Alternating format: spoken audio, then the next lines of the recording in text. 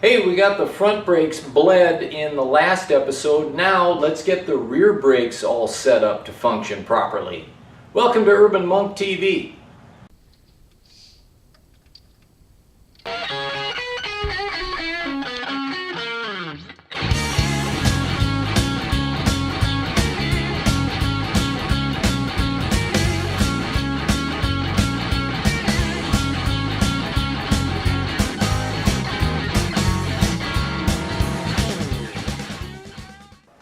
Hey, but before I get going on this, I just want to give a shout out to John Mountford in Great Britain.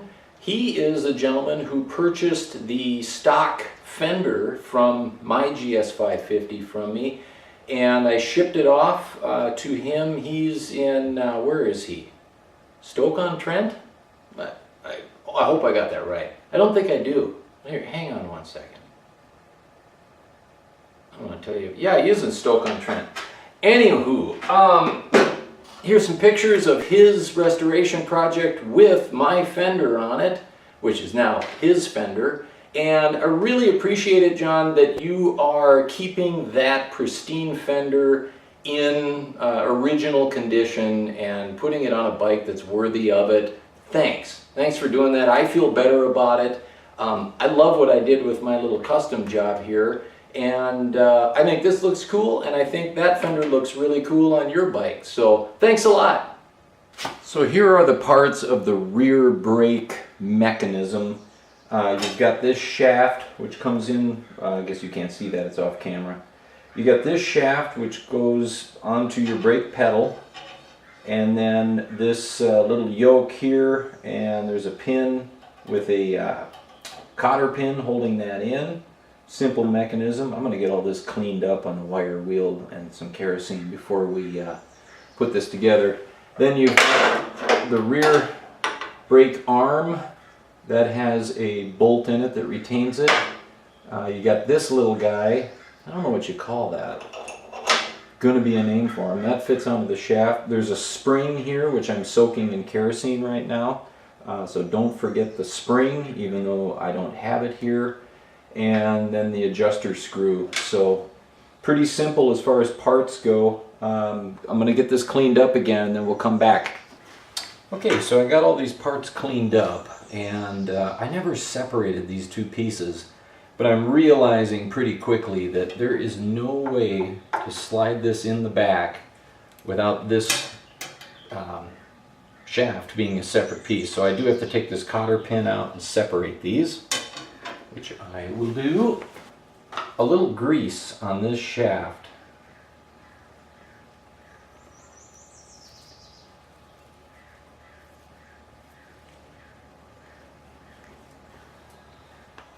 There we go. And that is going to slide in the back. And then that is going to live up here like this. So I need to bring this piece, and it needs to bend. This bend needs to come away from this stabilizer bar. Goes on like that so that it can reach back here and get around here. So that I'll put my pin in the back, which I gotta slide it down to do that. Then up, then in the washer, and then I should probably put a new cotter. Yeah. Let me clean this up or get a new one.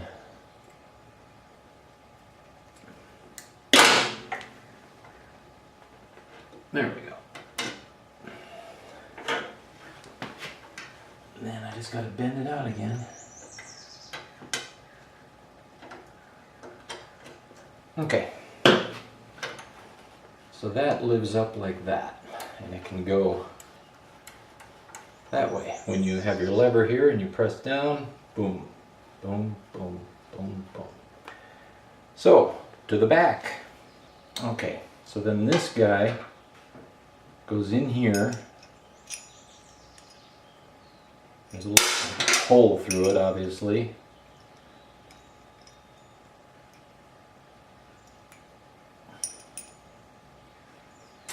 spring goes onto the shaft, this goes onto the spring, then this comes up and goes onto my shaft. Retaining bolt goes in. I'm going to leave it loose for now, and then finally the adjuster.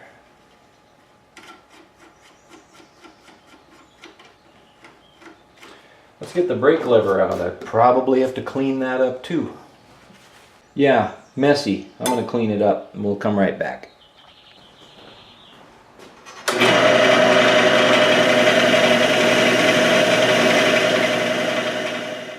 Okay, so I've been playing around with this a little bit, and what I need is to have that back shaft, you know, almost vertical but back a little bit. So right now it's like here, if you see what I'm saying. We want it back here so that when we depress the pedal, it's moving this way.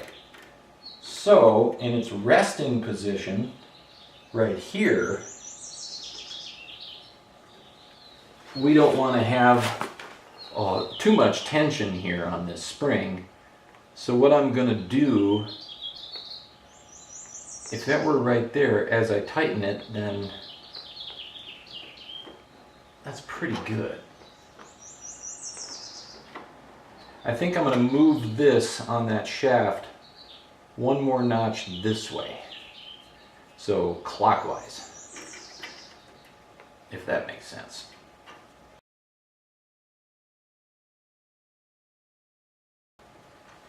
Okay, so with that like that, then when I bring this back to the vertical position that I want it at, I'm in a good position for a lot of adjustment. So then I'll put this on.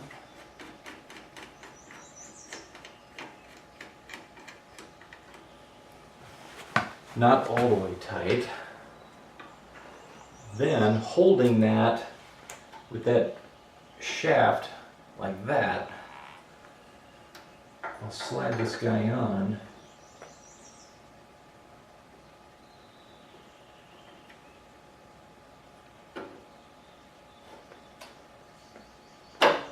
And I'm just gonna kind of test this. Too much. Way too much. So to adjust all of that travel out, I want this to come forward a lot. So actually, let me put this back where I had it.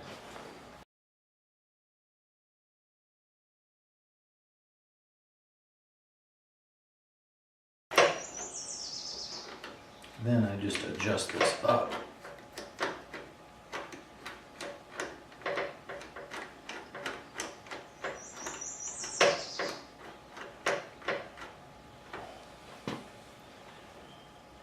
There we go.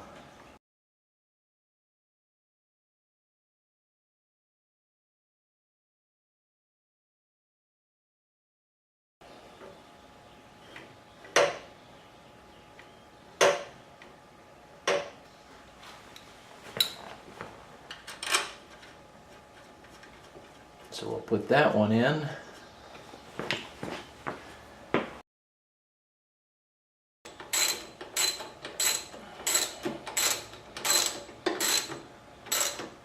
Snug it, don't crank on it.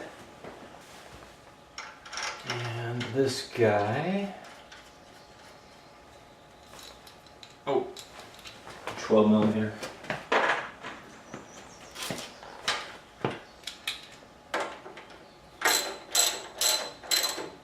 Snug it, don't crank on it. There we go. I got rear brakes. And I got front brakes. Man, those are sensitive. I'm really gonna like this. So I got this all set up and working, but then I thought, well, wait a minute, now I gotta hook up the brake light switch, and there's an issue. So the brake light switch hooks up with this springed wire to this cantilever in the front where this yoke connects, and that is through this shaft, and when you put your brake down, it pulls on the wire.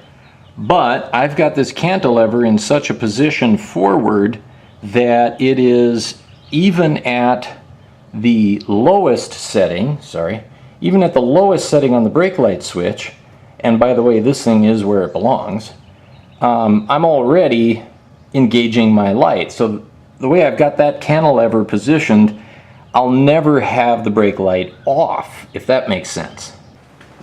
So what I'm going to need to do is take this off, this lever, and turn this shaft back some so that that cantilever comes closer to the switch, and we're not extending in its resting position the switch so much. Of course, that's going to drive this whole shaft back, so we're going to need adjustment back on the rear end when I'm done. So in hindsight, I think the way to do this would be to start with the position of this cantilever in regards to your brake light switch, get that all set up and get your pedal where you want it, then move to the rear of the bike and start adjusting all of this stuff back here. So front end first, brake light first, then get this all set up. So I'm going to go back and readjust this stuff.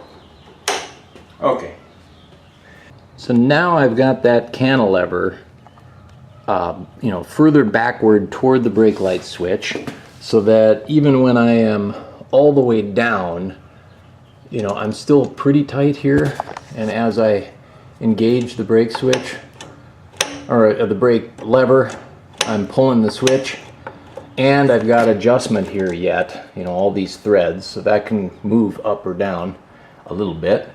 And then another thing I learned back here is that this is 14 millimeter. If you just put a deep well socket on that, it will help you adjust that faster. So I've got it to where it's loose. I don't have a huge amount of travel here, and I think that's going to do it. As far as fine-tuning the brake light switch, we'll wait until we have our electric system all hooked up. So, and then just one final note, this screw adjusts how much, where the brake lever comes up, and I'm just adjusting so there's a little gap in there, so it hits here. It's so hard to point when I'm looking at the camera screen, but that's kind of simple, and there's a lock nut on it. I mean, if it were further out, then I would just be bottoming out against the bottom of the foot peg, and really you can adjust where it feels right for you for your foot, then right there. Of course, if you do a cafe racer and you do rear sets somewhere back here, then none of this would be applicable, but I'm keeping the stock setup here. So for those that are doing a restoration on a GS550, keeping it the same, or just doing what I'm doing and doing a cafe racer but keeping their feet under them, so to speak, then you can use this. Okay, so that's it. We got these rear brakes all set up and with the rear brake light switch adjusted properly. Thanks for watching. Hey, if you guys like what I'm doing, please give me a thumbs up, and if you want to become a monk, subscribe. Take care.